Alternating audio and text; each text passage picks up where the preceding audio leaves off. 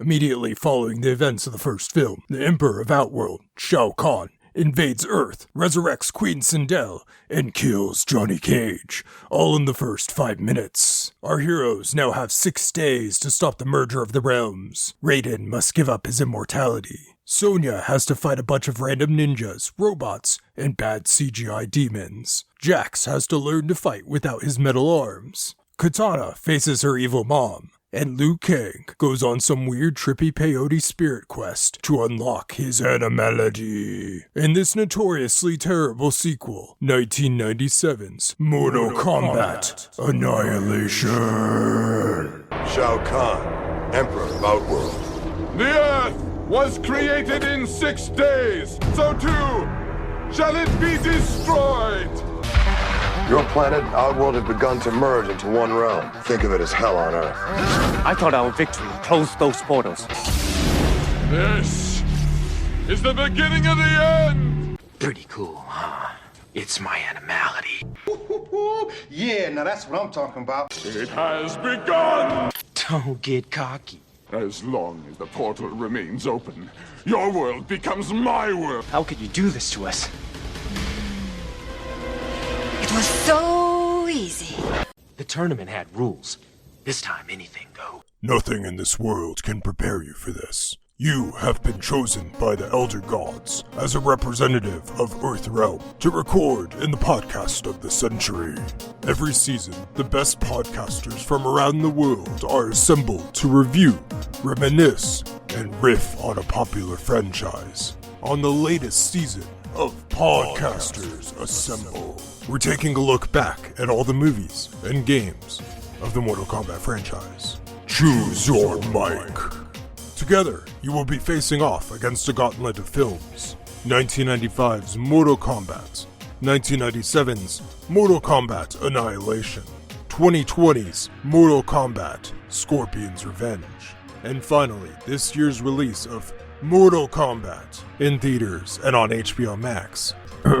Go to probablywork.com for more information on how to submit to this or future seasons of the show, and listen to the latest episodes of Podcasters Assemble.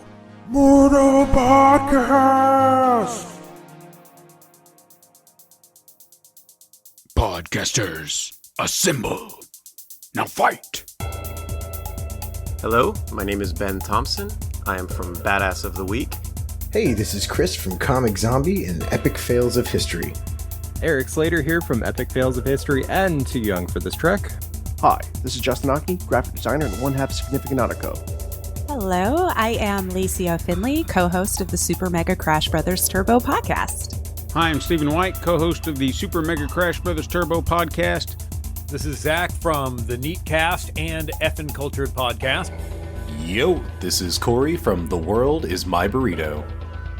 Today, talking about Mortal Kombat Annihilation. And today, sadly, we are gathered to speak about that which shall not be named. Mortal Kombat Annihilation. Mortal Kombat Annihilation.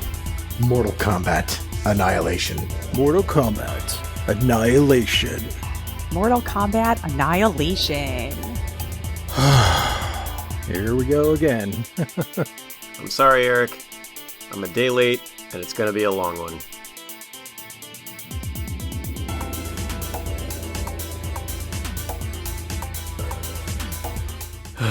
Where do I begin? This movie is bonkers. Oh boy, so here we have a movie. There are a lot of things to have issue with this piece of crap that is stretching the boundaries of what qualifies as a movie.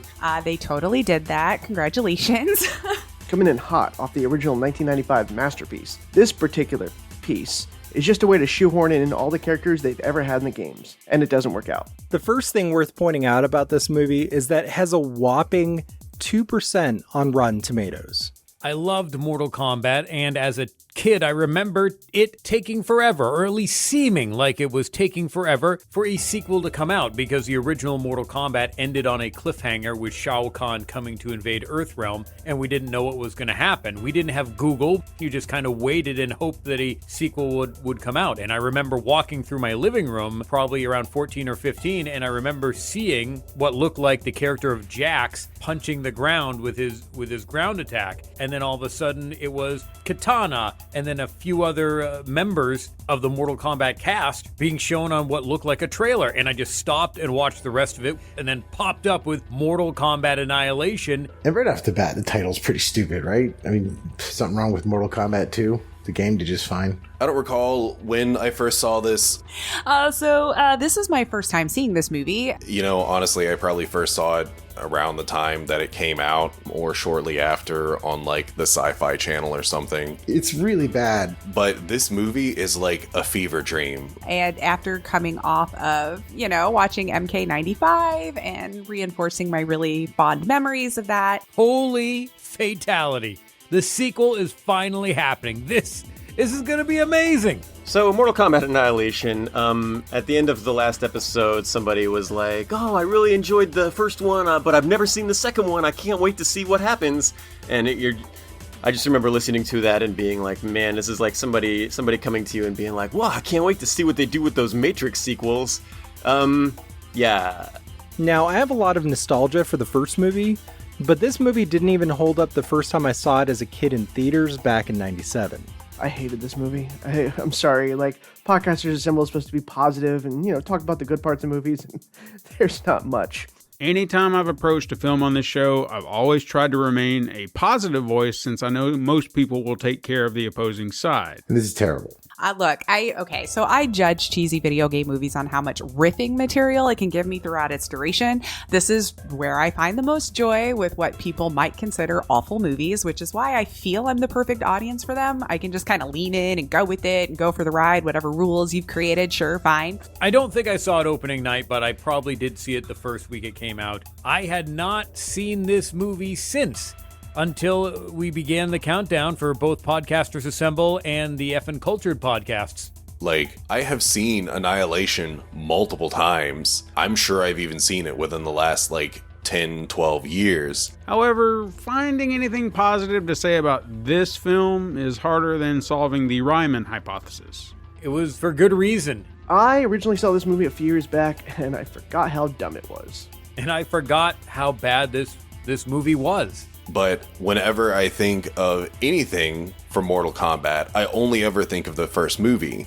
Much like the rest of the people on planet Earth, we all thought it was bad. So unless hell freezes over, I too will be kicking the shit out of this film. With the exception of Jax, I remember Jax existing, and I remember scenes of Jax. I remember being super surprised at how bad and cheap the whole thing was. But I swear, I don't remember anything else about this movie. That being said, I did have a little less to riff with here, but not all was lost. My abilities weren't completely negated. I don't understand how this movie got released in the condition it was. It's so weird because the first one was a commercial success and totally set up for an awesome sequel, so why did they crap out this cheap turd? Now, I watched this film in theaters on the opening weekend, and it was the very first time I walked out of a theater feeling robbed. It is so forgettable. Even now, I am having trouble remembering certain things. Like someone owed me my time and my money back.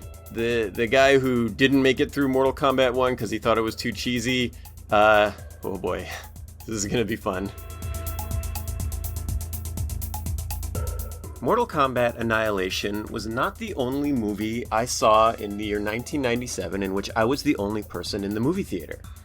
I turned 17 years old in March of 1997, and turning 17 is kind of a bummer year because at 16 you get to drive, and then at 18 you can gamble and smoke cigarettes or whatever. You can do other stuff at 18. You get something at 16, you get something at 18, you don't really get much at 17, except you are allowed to go see NC-17 rated movies. And there happened to be one in the movie theaters in March of 1997. It was called Crash. It's not the 2004 one that won a bunch of awards. This was a movie that I knew nothing about except that it was NC-17 and I wanted to go see it. It is about a couple that is addicted to getting into car accidents because it makes them horny. So it's a lot of car accident victims having sex. I didn't stick around to see how it ended. I imagine they probably die in a car crash. But it was a very traumatic experience for me. I don't recommend anybody looking for this movie or looking it up. It was super bad, super horrible, not sexy, not fun, not enjoyable in any way. It was definitely the worst movie I saw in the year 1997 in a movie theater in which I was the only person. But just by a little bit. The movie starts literally the same way as the original film, so for the first 40 seconds, I didn't really know if I was actually watching Annihilation or if I'd accidentally clicked on Mortal Kombat again. Much as this movie is a flaming pile of hot garbage, there are some okay things with it. We open strong. First, it opens with Mortal Kombat! Get the song again. Mortal Kombat! Dun, dun, dun, dun, dun, dun, dun, dun, dun, dun, dun, dun. All good MK movies should start that way. Once again, we start with the classic techno beat, and even what feels like the same exact opening titles with just a new fancy subtitle. The title looks kind of shitty. It goes downhill from here, folks. Sorry. As soon as the movie gets started, you can tell something isn't going to be right. All right, so straight off the bat, somehow this movie is starting off with worse graphics than the previous movie. My first impression, though, unfortunately, it looked older than the first film already. And right off the bat, it looks cheaper than the predecessor. All the effects in this movie are worse than the original. It should look better, but it immediately looks cheaper. The intro's cheaper, it's shorter. Then we get some flashbacks of the first movie with voiceover. And then there are a lot of reused shots, including from the first film. Right away, you know what you're in for because it starts by recapping the first movie. Which isn't a great sign, and these are actually the best parts of this entire movie.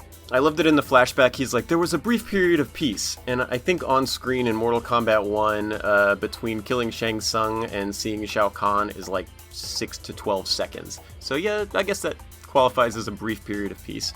Then picks up seconds after the first movie ended, except with the way shittier looking Shao Kahn, and half the cast is immediately recast. 3 actors from the first film have already bounced, replaced by bargain basement version.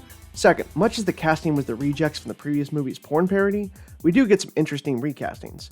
But first things first, the acting is atrocious. And not only do they have several different characters, which, whatever, but they're not even wearing the same outfits as before. The dialogue here is atrocious right from the start. I mean, hilariously Troll 2 level bad. And look, they may be great actors in their own right. I can say that I've enjoyed James Remar's work in other films, but here, not so much.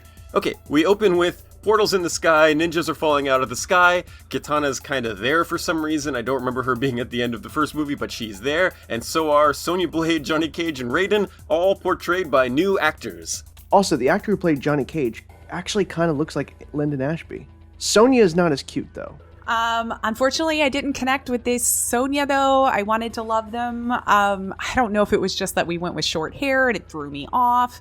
Maybe just the acting styles of the time. I don't know, but I unfortunately couldn't connect with her either. The new Johnny Cage is Chris Conrad. He went to Florida State, and he was the bad guy in the movie Airborne, which is a much better movie than this, even though it is also super 90s cheese. But I don't know. I digress. It was a solid math for me on that character. And it's cool, you can recast someone, but to recast them and put them in a different outfit when this is taking place the same second the last movie ended? Come on, guys. Only 2 people reprise their roles in this film. Robin Shou as Liu Kang, and Talisa Soto as Katana. I was happy to see Robin Shou back as Liu. So Liu Kang, Robin Shou, he's still good in this. I think Robin Shou's a very good actor. He's likable. He doesn't have a lot to work with here, but he does a really good job with it. He's by far like the most likable of the heroes. And Robin Shou was also the fight choreographer for the movie as well, which is great. The fights can be a little Power Rangers at times, but him and the fight choreography are not the problem with this movie. I think the only reason Robin Shou stayed on was because he didn't have anything else going on. I don't know, man. The only people that returned for this one from the previous installment were Liu Kang and Katana. So I guess Christopher Lambert and Lyndon Ashby and the chick from Billy Madison were just too busy. But I can't confirm that. I don't know. I wasn't there. I enjoyed his version of Liu pretty well in the OG movie. His hair got so much more glorious. Same with Talisa Soto. The legendary martial artist Keith Cook, who portrayed Reptile in the first film, did return for Annihilation, but he was playing Sub-Zero. Finally in casting, they only kept Liu Kang and Katana for any of the previous roles, and everyone else was recast. So what was the contract from the first movie like, where everyone got to go to Thailand? Where was this one shot? Everyone else has been recast. Maybe they saw the writing on the wall before it was too late and just bailed, and I hope they did, and if so, good on them. Who knows? Sometimes you just need a paycheck. This movie was sponsored by the trampoline industry, apparently. We get ninjas on trampolines. I kid you not. That's what it looks like. Everyone flips or flies around in this movie without landing in the same shot. Just to refresh everybody on the drinking game for Mortal Kombat Annihilation, anytime somebody does a flip in which you do not see the stunt person land the flip, you take a drink of beer. I think if we actually did Ben's challenge from the last Podcasters Assemble, we'd all die. Everyone is constantly doing flips in this movie for no goddamn reason. Is the floor made of trampolines or something? There are, I believe, 50 to 60 flips that fit into this category, and that's a lot of flips for an hour and a half. Shao Kahn shows up with his generals. All these characters are just standing there and staring each other down, and they're all posing for no reason. And this happens constantly throughout this movie. Shao Kahn shows up and we get like a pan over of the evil generals. All the costumes look terrible. We've got Goofy Ninja, Girl Goro, Guy with Horns, and Elvira cosplayer. They're going to be the villains of this movie. Most of the Mortal Kombat cosplays I've seen are miles beyond what's on display here. And they look not at all ridiculous. But I was dying at the very first time when Raiden and Khan come together and they come face to face. Khan does this swan dive off of the mountain and does this little roll, of course, in the air. And Raiden returns doing the same thing in kind. Seriously, they just jump out of frame, and then the next shot is a 4-inch drop from the actor. Nothing is real. And then they're just face to face stop, and you're like, oh, it's about to go down. And then as they're staring face to face, it's like, what's up? What's going on? I'm Raiden. You Khan? You got it? Yeah. Okay, cool. Yeah, sure. My favorite example, and there's so many. It's early in the film when Sindel shows up for the first time. We're off camera, she shrieks and then walks into view. Like, what? Why? The woman who played Sindel was also one of the sirens in Oh Brother, Where Art Thou? This isn't important. I'm just trying to make this movie as interesting as possible. The character of Sindel is playing Katana's mom, but in real life, Sindel was only 4 years older than James Bond's girlfriend. But then Katana says, like, Mother, you're alive. And Sindel goes, too bad, you will die. Mother, you're alive. Too bad you will die. It's just like, what the hell? This first interaction, man, this is bad. This is really bad. You're not off to a strong start already at that point, but that was awful. Then we see Shao Kahn for the first time, and man, the moment I saw Brian Thompson, my expectations immediately dropped. Brian Thompson, who plays Shao Kahn, is a formidable looking dude, and that's always what he's cast as. Like, he is the poster child for bad movies. Shao Kahn is played by Brian Thompson, who was the bad guy in Cobra with Sylvester Stallone. Casting for Shao Kahn was fine, but honestly, Brian Thompson, also known as the bad guy from about everything you've seen. Brian Thompson is also, weirdly, the name of my 5-month-old son. He is enjoying this. Khan is played by tough guy character actor Brian Thompson, who most famously played a Klingon who gets his ass kicked by Riker on Star Trek The Next Generation, and a random punk who gets his ass beat by Arnold Schwarzenegger in The Terminator. I know he's been in the rare one here and there, but 90% of his filmography is trash. I have a habit of getting this guy and Billy Zane mixed up for some reason. I really like him in this role. I like Shao Kahn in this. I know like the costume's kind of silly, but he's having fun. And weirdly, I think he looks a lot more intimidating without the skull mask. Shao Kahn's mask barely fits and looks worse than the plastic skull masks you can pick up at Spirit Halloween.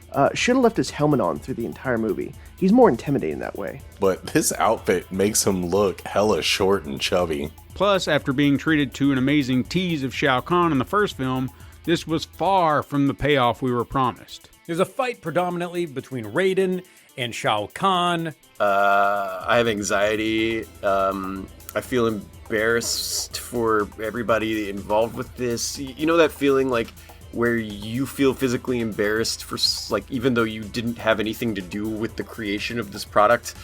It's like that. It's bad. It looks like you're watching something on the Sci-Fi Channel, like an original Sci-Fi Channel production. But see, silver lining, perfect riffing fodder, y'all. And this is terrible.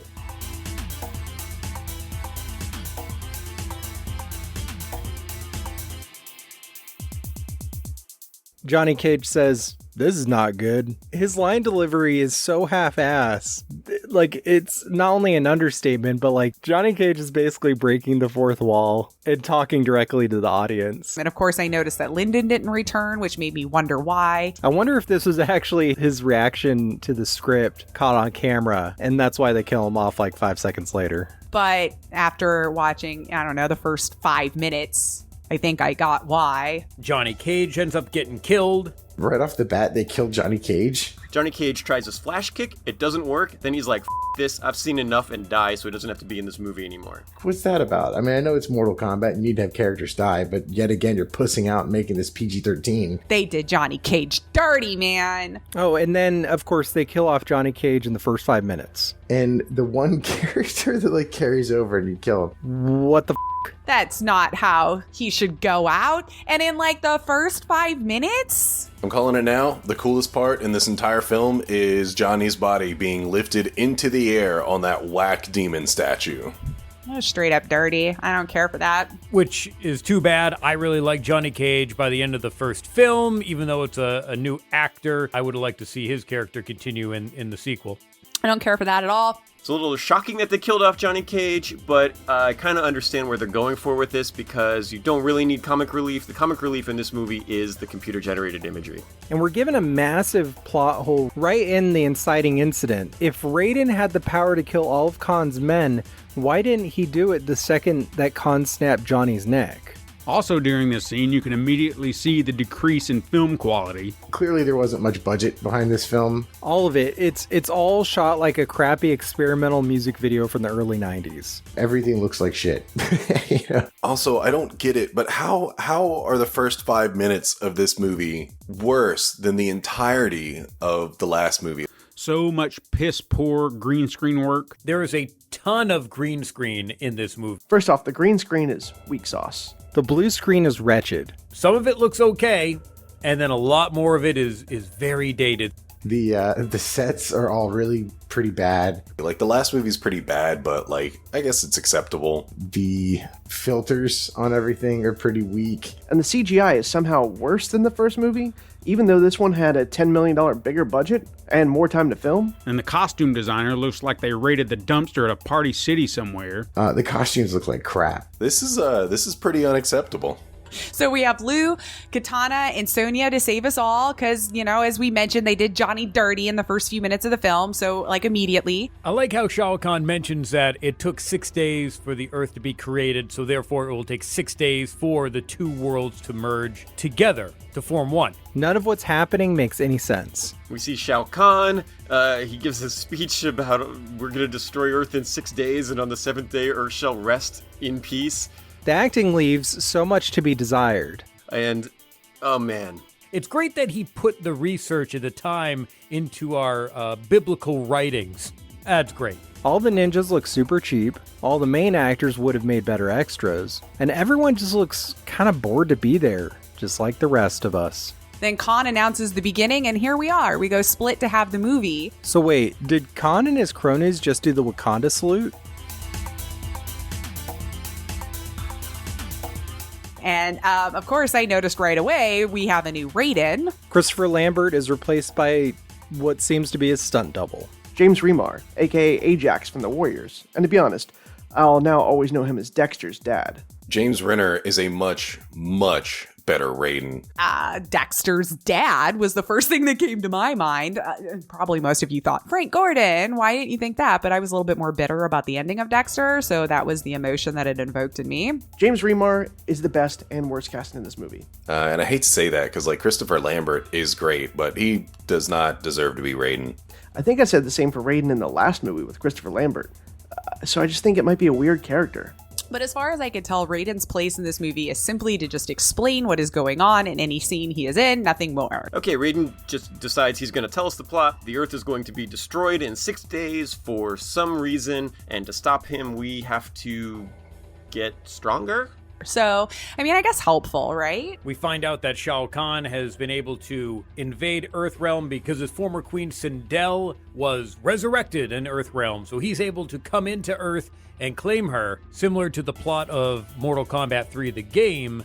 And so Earthrealm and Outworld will begin merging together. And then Raiden gives us a little bit more exposition, of course, go find Nightwolf, go find Jax, and then Raiden will go speak with the Elder Gods, and we can surely get all this straightened out. Honestly, I'm not even sure where to go from here. This movie is so damn incoherent that even I don't know what to focus on next. Their mode of travel, though, hands down, mad respect. Transportation in this film is weird. Shao Kahn can summon portals, but Raiden can't, at least at the moment. Oh, real quick. What's with like the tunnels with like the giant hamster wheel or hamster ball American Gladiator things? A Bellasphere? Disco ball travel? Totally cool. Raiden's preferred form of transportation? Giant metal balls from American Gladiators. Let's do it. I'm all about it. Just don't let me drive, okay? What the hell is that? Oh, cool. We get more of this Earth is hollow and teleports you anywhere immediately, and there's weird gravity and nothing makes any sense shit. Interesting to me was the dumb flying balls through hollow Earth. I thought Podcasters Assembled just finished the Kong vs. Godzilla movies. I loved this so much in Godzilla vs. Kong, and it works just as well in Mortal Kombat Annihilation. What is that? I guess it was a good reason to get Liu and Katana nice and close, though. There's just straight cringy things, too, like the Katana and Liu Kang love story. It involves Liu Kang stiffing Katana at one point. There's a really painful forced romance between Liu Kang and Katana. First, she's 10,000 years old. Second, it's forced and ham-fisted via writing. Pretty sure they had like zero chemistry in the first one. And eliminates Katana from being a badass in her own person. I don't know why. It was a weird segment. I mean, reasons. Katana in this movie reminds me of a 90s Gal Gadot. And it's hysterical how it's like shitty stop motion animation. I mean, it's so bad and it makes zero sense. And it's absolutely probably my favorite part of the movie. It's so freaking terrible. It's hilarious. Now this movie gets weird when Raiden gets in the BDSM ball with Sonya right after her man died. But let's see. I have a little TLDR of the plot here that I managed to grasp. So if the two realms merge, Raiden will die. And you have 7 days to figure this out. So obviously Khan had to cheat and open the portal from the worlds because, they won and, Earthrealm is supposed to be safe for a generation. So obviously Khan cheated and they have to reunite Katana's mom's soul to be at peace and close the portal. So the basic gist of the story is picking up from the previous film. Earth won the Mortal Kombat tournament to stop Outworld's invasion, and Shao Kahn just isn't having it. So he invades, and for some reason, it takes 6 days for, the full... I don't know. They have to give him 6 days before they can fully invade. Sonya has to go enlist her friend and Special Forces partner Jax, while Liu Kang and Katana have to take off and find Nightwolf so Liu Kang can learn how he can defeat Shao Kahn. And then Raiden takes off to go talk to the Elder Gods to find out how Shao Kahn was able to invade Earthrealm even though Liu Kang won the tournament. It's so bad. And apparently this all happened because, gods just don't like to interfere with free will. And then I guess that's the nutshell.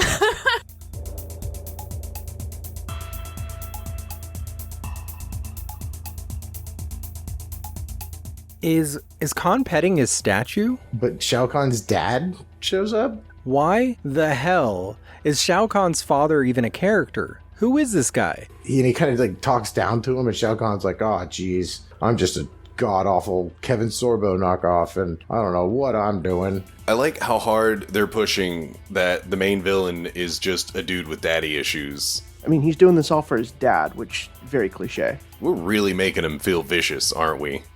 And it is glorious! At one point, his dad says, never underestimate the power of the human spirit. And my brain literally tried to crawl out of my head. Like, all right, enough of this shit. He looks like a Palpatine wannabe. Apparently he was on Babylon 5. I don't understand why Katana and Raiden keep saying that Liu Kang is going to be the savior. Throughout this entire movie, he is just so unprepared for every situation, for every fight, for any interaction. He fought a sorcerer that was hundreds of years old, but he trips over ox bones and he's startled and scared now. So of course, when Katana and Liu, they take their same disco ball and reach their destination, and they only get interrupted. And this is another one of my favorite kind of cheesy moments, because Liu and Katana are about to have like a nice little kissy moment together, and they're interrupted. Okay, so Liu Kang gets cock-blocked by a Robo-Predator and a bunch of dudes with sticks, and what is going on with this music? Big fight happens, and it's smoke, right? While Katana and Liu Kang are trying to make their way through the caves to Nightwolf, they're attacked by Smoke. So as Smoke is about to attack, he's shooting a missile at Liu. Maybe the worst thing about this movie, besides everything, is the sequence where Sub-Zero shows up to stop the cyborg Smoke. And this is where the wire work was amazing, y'all. Out of nowhere and sliding his legs upside down along a very long icicle, Sub-Zero shows up and helps him defeat Smoke. Liu jumps, manages to get his body completely parallel with the ground, and just floats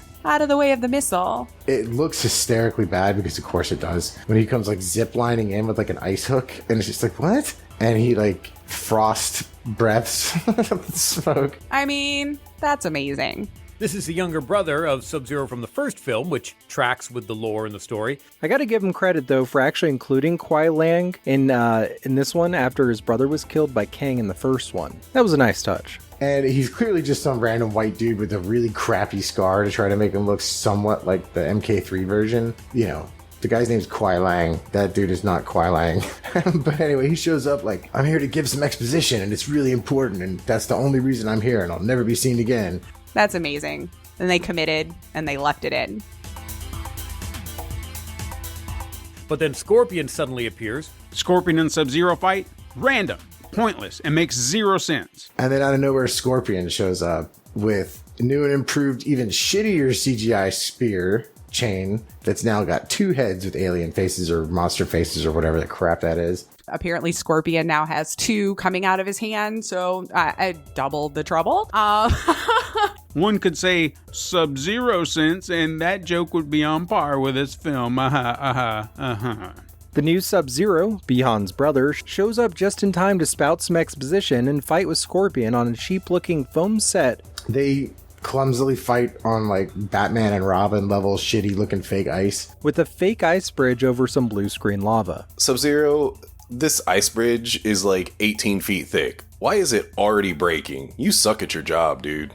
And right when all seems like it's gonna be Sub-Zero's fight, he like trips and falls on like foam. But fine, solid. I still enjoyed the throwback with Sub-Zero blinking out of the way and leaving the ice sculpture version of himself there to get hit. So there was a nice little throwback there. And Liu Kang does a flip across this hole just to like help pick him up. Right after he had told Katana, like, don't you worry, my mullet and I will never let anything happen to you. And he goes to grab Sub-Zero to save his life because, hey, he saved them from that shitty, BMX robot.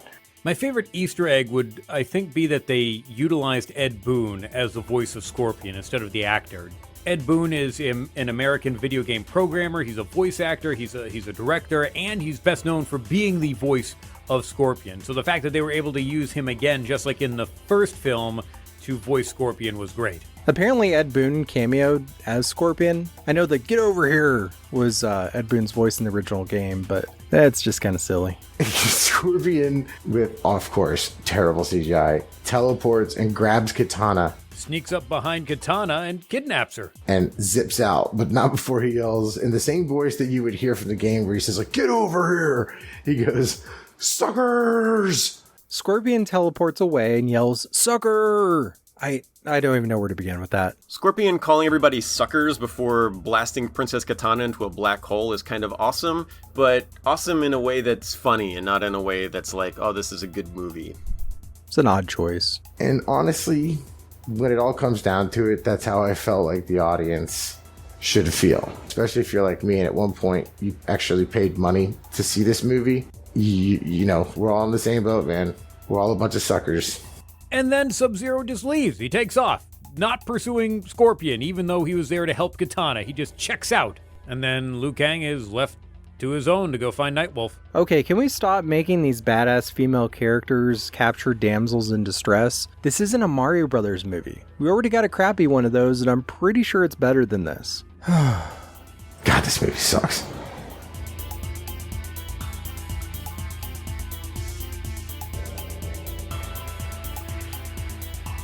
Jax is... oh god, where to start? Okay, so we pick up Jax, right? And that's where I get confused. Like, how do you have more money in your budget than you did last time, yet make your movie look significantly cheaper? I'll tell you how. You cram it to the brim with so much unnecessary shit. The best description I could give on how I felt is like I was watching an old school indie film where they didn't quite have good insurance, so they couldn't go too far with the stunts with the main actors. Like, my God. Sonya finds Jax, and he's got his bionic arms. Because I don't remember anyone anywhere saying anything about picking up Jax. Jax is basically the token black guy, and that's all there is to his character, unfortunately. I actually did enjoy the fight in, Australia, wherever Jax is getting his arms installed. So Sonya Blade arrives at a completely empty medical facility just in time for Jax to be perfectly healed from his arm surgery and ready to fight Metal Robot Dude. A bunch of ninjas, including Cyrax, invade the facility for a bunch of cool close-up fighting and explosions. At least they do give Sonya a chance to kick some ass in this one, I guess. They're attacked by Cyrax. You know, they shoehorn in the Cyberlin Quay, Cyrax, Sector, and Smoke of all characters with no real nothing. Okay, so I just gotta take a moment and talk about how crappy both Smoke and Cyrax look in this movie. Like, they go off to do things, and then Jax just appears. They just kind of show up. They're supposed to look like cybernetic android ninjas, but they look like a couple idiots in off-brand stormtrooper outfits. And they make these really crappy, like the same kind of sound effects they make in the games, like just generic robot sounds. The part where Cyrax shows up is so cringy because he literally looks like shit, but it's filmed like he's a T-800. But they're clearly just like dudes in like black sweatshirts and black pants with like motocross gear on. I don't care how many badass slow-mo sequences you do, he still looks less intimidating than a Rock'em Sock'em robot. That isn't a killer cyborg, that's a dude in a crappy Bumblebee cosplay. It's so shitty. And it doesn't merit a rewatch to like check myself, but that really is like the flavor of this movie, where clearly no one knew what they were doing, even if they did mention it. Why is Jax in there? Who knows? Why does Yellow Robot want to kill him? No idea. How did anybody know that these guys were here? No clue. It's really bad. Also, why would you have Cyrax without Sector? Did they really run out of cheap rubber foam padding and red spray paint? I doubt they were saving him for the sequel. For example, when Sonya finds Jax and Cyrax interrupts, and there's this huge explosion that happens when he's breaking through, and I truly believe that they just had the actors take their arms from one side and do like this huge wave to the other side, while, they just threw in some glass and made it slow-mo to make it look like they were falling. Like, for instance, the scene in the laboratory where Sonya is fighting a bunch of faceless goons, and Jax is like bumbling around fighting Cyrax. At one point, he punches through the drywall, and it's supposed to be like concrete or whatever, but it's clearly drywall. He punches through it, and then like a good second later, you can see like the compressed air blowing like shattered drywall out of the hole. It's just like, that's not how that... okay, whatever. You're gonna love how Sonya and Jax, who were already under a table, are worried about falling glass for some reason. And let's see, circling back to the fight with Cyrax, Jax, and Sonya, I gotta give Sonya credit where credit is due here. I wouldn't have thought to blow flammable dust to create an explosion to win the day. Sonya is able to defeat Cyrax with the Kiss of Death. I mean, it was just laying around everywhere. Again, though, the original Mortal Kombat tournament was only a few days ago. So in the past couple of days, Jax signed up for and was entered in some sort of experimental surgery to augment his arms. Like, hey, your partner jumped on a weird boat going to some island thing.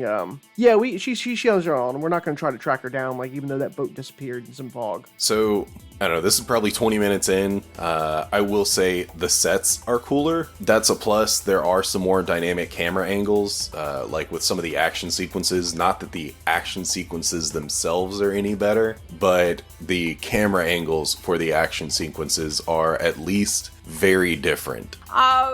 The director here really loved those first-person cams, like insanely loved it. It's not like everything is on a tripod, stand still. Sonya, gonna throw Cyrax? First person. Nightwolf attacks Liu? Let's do it in first person. Jax has any line of dialogue? First person! And close up. It's like, yeah, they've got the camera looking up at people flipping over them. The robot is counting down in a very Predator self-destruct kind of way, and one of my absolute favorite parts in the whole movie was when Jax and Sonya see that Cyrax is about to blow and they start booking it. Not only do they definitely not have time to outrun the blast, they don't even have time to actually leave the facility. Or even like their escape at the end with the super close-up explosion and them, like, falling through the air. But we get the funniest damn shot of all time as Sonya and Jax are leaping through the air, being blasted away by the explosion. The explosion is very 90s, jumping away towards the camera, a massive explosion in the background. Which of course is a dumb movie trope to begin with, but this might be the worst version of it. I kid you not, it looks like they're jumping off of trampolines in front of a blue screen stock footage explosion. Is it the worst special effects of the film? I don't think so. It looks terrible.